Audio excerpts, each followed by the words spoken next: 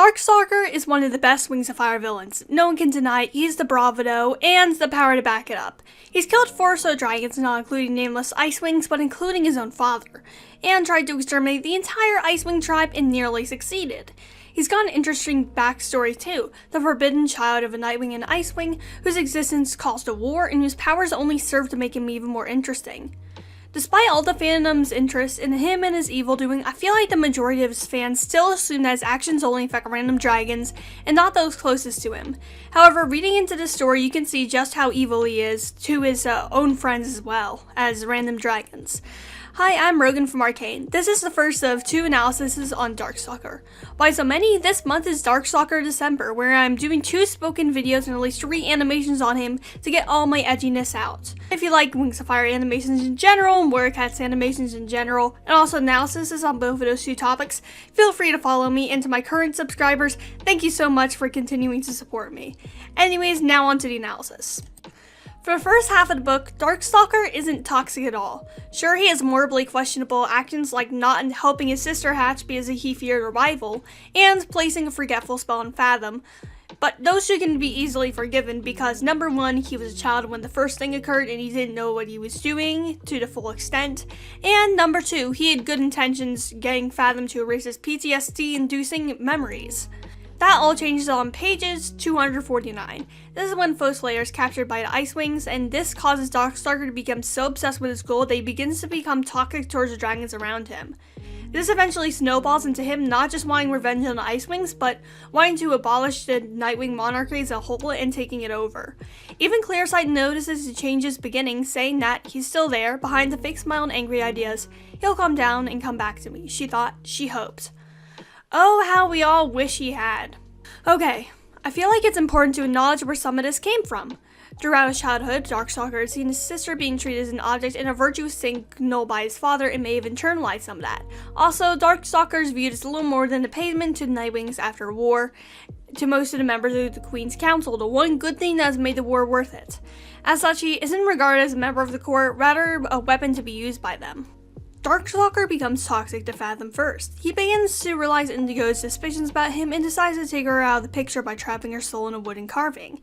It would have been easier for him to kill her in my opinion, but I suppose he still wanted to have her in his toolbox. He also wants Fathom to become more dependent on him in Clearsight by taking Indigo out of the picture. Fathom is a sea being in the Night Kingdom, so he hasn't made many friends besides those 2 who he can rely on. Even his guards aren't his friends. Not only does he trap Indigo's soul in a wooden carving, he also tries to take it. Fathom puts it back on his desk, and Darkstalker says this in return. Of course, Darkstalker said. Of course you can keep it if that's what you want, although things that remind you of her probably aren't going to make you feel better. Darkstalker truly wants Fathom not get over this breakup, but forget it entirely. Kind of like how he wanted Fathom to forget about the reason why he didn't want to use animus magic. Also, him taking the sculpture with him reminds me of the way serial killers take tokens from their victims, kinda. Yikes. Darkstalker wants his abilities, but Fathom is merely an afterthought. If he truly cared about Fathom and still wanted to get the result of him staying in the Night Kingdom, he could have gotten it willingly by bringing Indigo back and placing a spell on her to stay and not be suspicious of him anymore. Why did he trap her in sculpture if he wasn't planning on bringing her back too? Instead, he takes the more emotionless but objective path of changing Fathom instead, even though getting Indigo back would have been much easier. He doesn't take care in the fate of deciding his new friend and throws him to the wayside like the way you'd expect your mother to donate unfitting clothes. He even tells Clearsight that Fathom would be fine with any single noble in the Night Kingdom and he'll just marry him off so he stays in the Night Kingdom. Darkstalker is little better to Clearsight. Unlike Fathom, he directly enchants her to have no bad visions and even tries to justify it. Oh, Darkstalker said, flipping his tail dismissively, that was just a little spell. I wanted to keep you focused on happy futures, like we talked about. I knew you couldn't do it on your own, no matter how much you promised me you would. So the earrings faded back on the dark paths, that's all. I was only trying to make you happier, Clearsight. He tipped his head, looking for a moment as though he really meant it, as if he cared about her more than anything and had actually been trying to help. He might actually believe that, but the truth is he was just trying to make his life easier. He didn't want me standing in his way as he went down those dark paths. Clearsight, brilliant analysis. Once again, 10 out of 10, favorite Wings of Fire character. And this is definitely him trying to disguise his own intentions. I don't actually agree with Clearsight on the fact that he actually might believe that, because it's clear that he's trying to make up excuses for what he did. Just like, oh, I thought you would be happier. I was just helping you. ECT. Clearsight has every right to be hurt here. Not only has he enchanted her without her permission, but has likely done other spells. This scroll is supposed to be something that keeps Darkstalker in check, and now she can't be sure whether she can trust him now that he's writing secretly. The only dragon I feel Darkstalker truly, with no strings attached, cared about in the second half of his book is Whiteout, who he said this about earlier. When it came to his father, though, his patience was starting to wear thin. Nobody threatens Whiteout, Darkstalker thought. Not the Icewing Queen, not my father, I won't let anyone hurt her. No matter what I have to do to stop them. Well, he certainly makes good on this promise later in the book. I feel like his unconditional love for her might stem from the fact that he wasn't able to hatch her sooner, and the guilt coming from his actions when he was just hatched. However, Whiteout wasn't able to convince Darkstalker, and Darkstalker was asleep until Moon Rising. By now, his abusive behavior is in full swing, and young and naive Moon is the perfect target. Darkstalker states his intentions with her pretty early on. Oh, Moonwatcher, my new favorite dragon. This dragonette with her brain full of bubbles is not your only possibility. I believe you and I are destined for a great friendship. Moon shivered. Was it real? Was there a dragon somewhere reaching out to her? If so, how? And who was it? Another student? Was it a fellow Nightwing, mysteriously hatched with the tribe's long-lost powers just like her? How could she hide from someone who knew exactly what she was? I can help you, a voice whispered, and better yet, you can help me. That is pretty much clearly saying his intentions. I could not say it better. It's kind of weird that Darkstalker told her this, and didn't think this to himself. Darkstalker knows how to conceal thoughts, but didn't hear for some reason. I'm really confused about that. And Darkstalker establishes a mode of control through isolation tactics on Moon. Not on purpose, Moon cried, horrified. I don't want to. I wish I could stop myself. I know it's a curse, and it's terrible hearing what everyone's thinking all the time, and I don't want to know the future, especially if it's like that. She turned, spreading one wing into the darkness, and hit solid rock. She spread her claws and reached out, realizing she was surrounded by rock on all sides. Don't wish to be ordinary, Moonwatcher, said the voice in the dark. Why would you ever wish for that? Your powers are a gift, don't you know that? She brushed her talons along the rough crevices of the wall beside her. A gift? Not according to my mother. How strange. I've never met anyone who would call our powers a curse. Other powers, yes, but not ours. She says everyone will hate me if they find out what I can do. Not that they like me very much to start with. Why does it matter if they hate you? You're better than they are. You can do amazing things. Although you could do more amazing things if you had any training. Right now, you're a little pathetic. Thank you, Moon said, flicking her wings back. And a tiny bit later, it continues on. Same will be true for you. Once they know what you can do, dragons will need you. You'll be able to do anything you want. What if I want to have friends, dragons who aren't scared of me? I'll be your friend. I'm not even remotely scared of you. Besides, dragons who are scared of you can be very useful. Tell me, would you really give up your powers if you could? Moon thought about everything her mother had always told her. And then she thought about being able to see inside everyone, and she thought about the time her visions had saved her from a falling tree, and she thought about what it'd be like for her mind to be really empty and quiet all the time, the way it was now.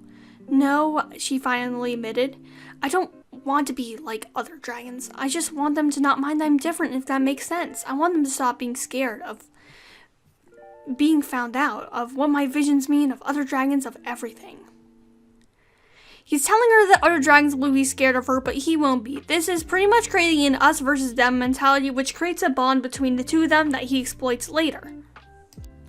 I think it's pretty telling that in the entire series, he only befriends two non-powered dragons. Dragons without special abilities are generally useless to him, so he doesn't make an effort to get to know them. One of these dragons he befriends is Fierce Teeth. Fierce Teeth is a rival of Glory who campaigned for the Nightwing tribe. Darkstalker allows her to come to the Night Kingdom with him and makes her feel like she's important by allowing her to control some of the smaller operations of the kingdom, while not giving her true power over the Nightwings. We learned the true reason why she was led into his life soon enough. It wasn't because he felt sympathy for the prisoner, it was because he wanted to change her to look like his long-dead girlfriend. He doesn't even bring Clearsight back fully. He enchants her to be more likable because the one time he allowed her to be the true version of Clearsight, she said this. Maybe it's not the memories, Darkstalker said, leaving a smudge of green ink on his face as he tapped his snout thoughtfully. Maybe your powers was one of the things I loved about you, even if it was spectacularly annoying sometimes. He sighed. Fine, be clear-sighted with all of her memories and an understanding of what's happening now, but only able to see the good future where everything turns out perfectly. Unfreeze. Clear-sighted didn't move for a moment. She stared out the window, reaching towards the ruins visible below. Darkstalker? She whispered. What happened? It doesn't matter, he said. It's all in the past. We're together now. We can be happy. Ruling the Nightwing? She said disbelievingly. After everything you did, they... Stop, said Darkstalker, and she froze again. I feel like this clearly outlines his relationship with Clearsight. It's him kind of taking advantage of her. He literally says, your power is one of the things I love about you. Darkstalker could have chosen any other non-powered dragon, but he chose the Fierce Teeth for a reason. Not only is she unrealistically stupid, even if she figured out what was happening, she wouldn't have told anyone. Darkstalker had freed her from prison, and he could send her back with a flick of a talon. Literally, the difference between the two is drastic, and the power imbalance is incalculable. The second powerless dragon is Keeply. Keeply may not have any powers, but he's a genius when it comes to social scenarios. Darkstalker steals his ideas from book 6 or so, and uses it to make the Everybody Likes Me spell as soon as he emerges. This idea gets him out of a lot of trouble, and the confirmation that was a good idea made Keeply a useful dragon in his mind. However, even that wasn't enough. He wanted to make Keeply more important by giving him animus magic, or maybe he wanted a mode of control over the smartest dragon that pretty much has existed in Imperia besides Whiteout and Sunny. However, that backfires on him because Keeply is smart. He knows that accepting the power would have likely had drawbacks, as Darkstalker's enchanted like hundreds of dragons to do stuff that they don't want to do, and he wouldn't be able to escape from under Darkstalker's thumb. Darkstalker used all the dragons in his life as tools. He befriended the most useful ones, the ones with powers. He sharpened the ones who didn't have powers, such as Keeply and Fierce Teeth, to be useful, and told the ones who he feared might slip out from under his control, such as Clearsight and Indigo. In the end, the dragons that used tried to confront him. This happens 2 times, in the Night Kingdom after he was almost assassinated, and the Jade Mound where he met Foeslayer. And both times he refused help, and both times he lost everything. Because he doesn't treat them like true friends, he treats them like tools. That's all, folks. If you like this video, feel free to stick around and subscribe. It is Darkstalker December, and I have another analysis prepared to be released in 2 weeks. I also post other Wings of Fire content in WarriorCast. It isn't always Darkstalker content. Thank you to all my current subscribers for supporting me, and Rogan out.